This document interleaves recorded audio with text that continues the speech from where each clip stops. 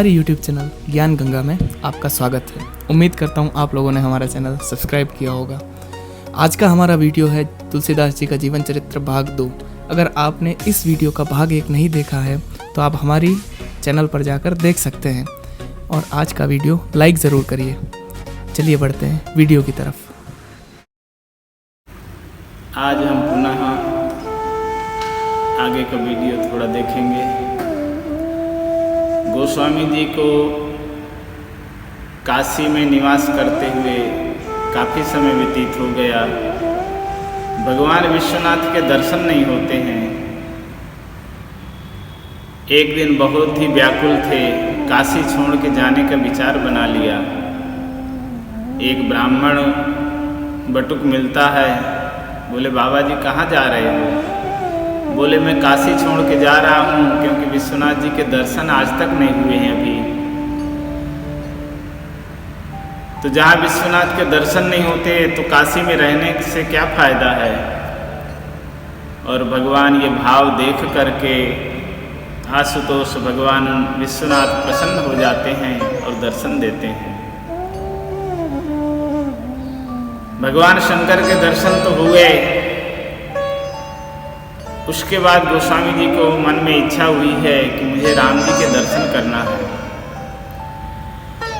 तुलसीदास जी महाराज रोज ही नित्य क्रम के लिए अपने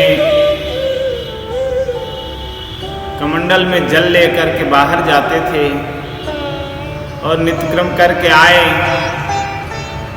थोड़ा जल उसमें जो बचता था वो एक बैर के पेड़ में डाल देते थे रोज। उसमें से एक प्रेत प्रसन्न हो जाता है और प्रेत प्रसन्न हो के बोलता है कि मांगो। तुलसीदास जी ने कहा कि मैं भगवान के दर्शन करना चाहता हूँ राम जी के। बोले भाई वो तो नहीं हो सकता है, क्योंकि जो भगवान के दर्शन मैं कर सकूं तो मैं ये प्रेत योनि में क्यों रहूं। प्रेत ने कहा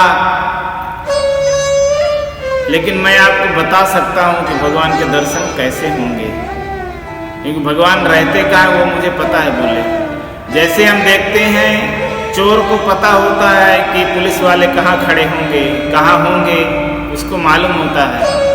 इसी प्रकार प्रेत को मालूम है कि भगवान कहाँ है, क्योंकि जहाँ भगवान है वहाँ प्रेत जा नहीं सकता। इसलिए प्रेत ने प्रसन्न होकर के कहा कि अमुक जगह में भगवान की कथा होती है, वहाँ हनुमान जी महाराज रोज आते हैं।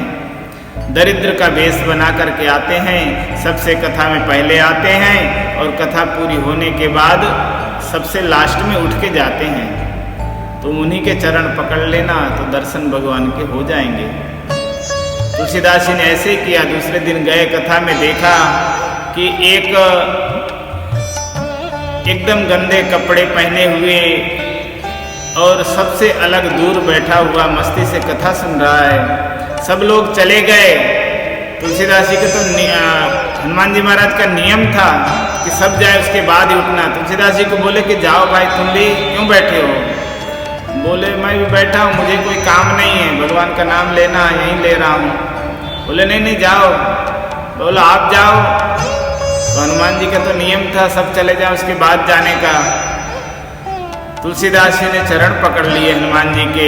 बोलिए आप प्रकट होकर के दर्शन दीजिए, मेरे ऊपर कृपा करिए। और हनुमान जी महाराज कृपा करते हैं, दर्शन देते हैं। बोले मुझे भगवान सीताराम जी के दर्शन करना है। हनुमान जी की कृपा से हनुमान जी ने कहा तुमको चित्रकूट में दर्शन होंगे, तुम यहाँ से चित्रकूट जाओ और चित्रकूट में दर्शन होंगे।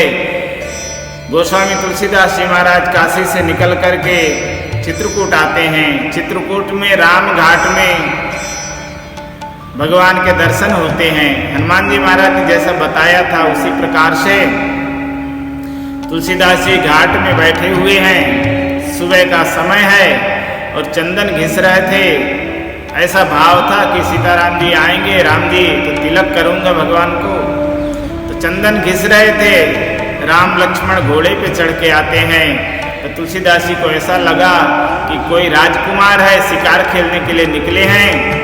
तो वो अपनी गर्दन नीचे झुकाए हुए चंदन घिसते थे। और राम जी वहाँ से निकल जाते हैं। हनुमान जी आके पूछा, दर्शन हो गए? बोले नहीं, दर्शन तो नहीं हुए, पर कोई दो राजकुमार निकले थे यहाँ से। तो बोले वही भगवान थे राम जी। बड़ा मन में परिताप हुआ, दुख है। हनुमान जी ने कहा कल सुबह फिर दर्शन होंगे।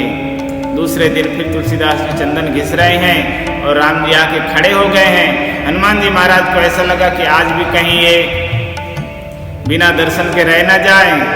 तो हनुमान जी महाराज ने तोते का रूप धारण किया और वृक्ष के ऊपर बैठ के बोलते हैं, चित्रकूट के घाट पे भई संतन की भीड़, तुलसीदास चंदन घिसे तिलक करत रघुवीर। तुलसीदास जी ने तुरंत सुना और ऊपर नजर की और भगवान को तिलक करते हैं सुंदर। राम लक्ष्मण के सुंदर दर्शन हुए, बहुत धन्यता अनुभव करते हैं, कृतकृत्य हो गए तुलसीदास जी महाराज। भगवान का स्पर्श हुआ, भगवान की कृपा प्राप्त हुई। तुलसीदास जी 1631 में दर्शन होते हैं। संवत 1631 में भगवान सीताराम जी के दर्शन हुए हैं और उसके बाद रामायण की रचना करते हैं। बड़ी उम्र होने के बाद 70 साल की उम्र हो जाती है, उसके बाद तुलसीदास जी ने रामचरितमानस की रचना की है। संवत 1631 में गोस्वामी जी ने रचना शुरू की।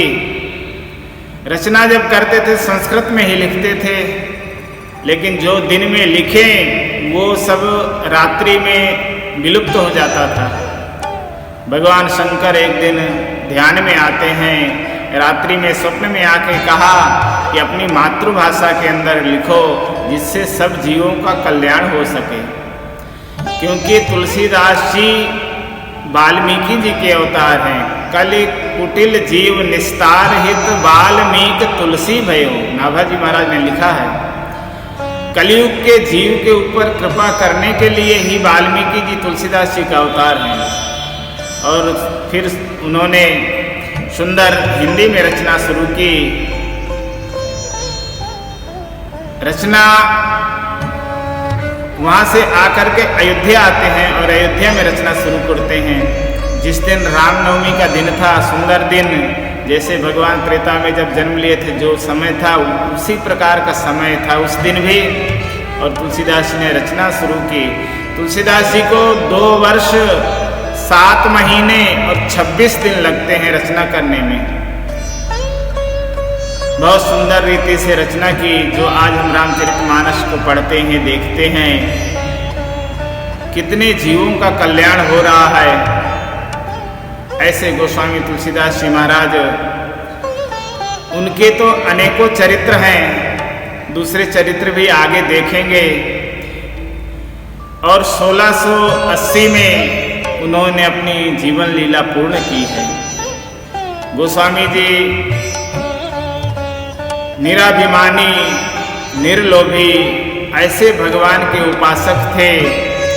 एक ही सीताराम जी के दर्शन की आस थी। एक भरोसो एक बल एक आस विश्वास, एक राम घनश्याम हित चातक तुलसीदास। चातक पक्षी के जैसे चातक स्वाति का जल ही लेता है, उसी प्रकार गोस्वामी तुलसीदास जी महाराज भी भगवान के रस माधुरी का आस्वादन करते थे। भगवान के दर्शन करके और कृतकृत्य हुए। हम सब के ऊपर परम कृपा बरसाई है जो रामचरितमानस दिया है। तुलसीदास जी के ऐसे 12 ग्रंथ हैं। आगे की वीडियो में थोड़ा थोड़ा वो भी सब देखेंगे। आज के लिए इतना ही। जय सिया राम।